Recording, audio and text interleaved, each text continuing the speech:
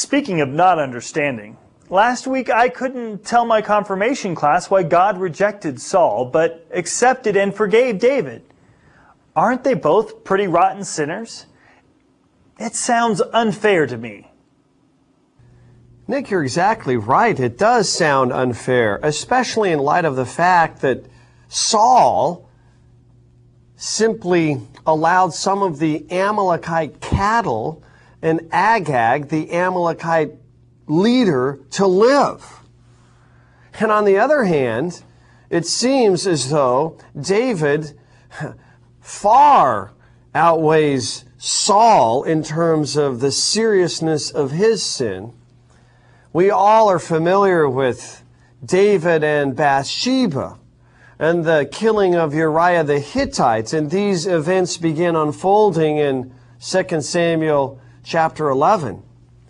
We're also maybe not quite as familiar with the fact that David's family life was simply, in large part, a mess. He refused to discipline his son Amnon when he raped his half-sister Tamar. He refused to get involved and correct some of the misunderstandings of another son called Absalom. And Absalom ended up turning against his father David. David. Why would God accept David when his family's a mess, he's a murderer, and he's an adulterer, and reject Saul when all Saul did was let a few sheep, goats, and bulls live, and Agag live?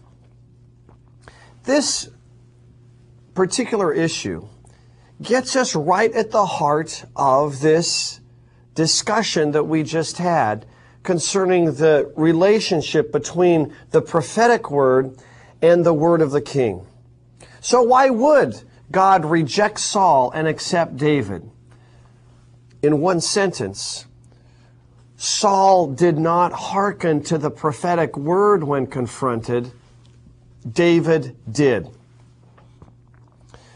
David, when confronted by another prophet by the name of Nathan, with his sin of killing Uriah and having adultery with Bathsheba, David listens to the prophet.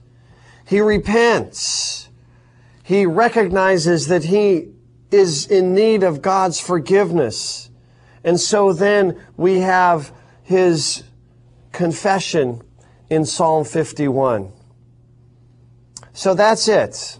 That's how every king is going to be evaluated in the rest of Israel's history. Did the king listen to the prophet or not? Not was the king righteous or godly or sanctified or morally upright. Not at all. It's the prophetic word that is going to rule and reign and guide Israel. And all who listen and trust and believe in that word will find themselves accepted and in relationship with the Lord.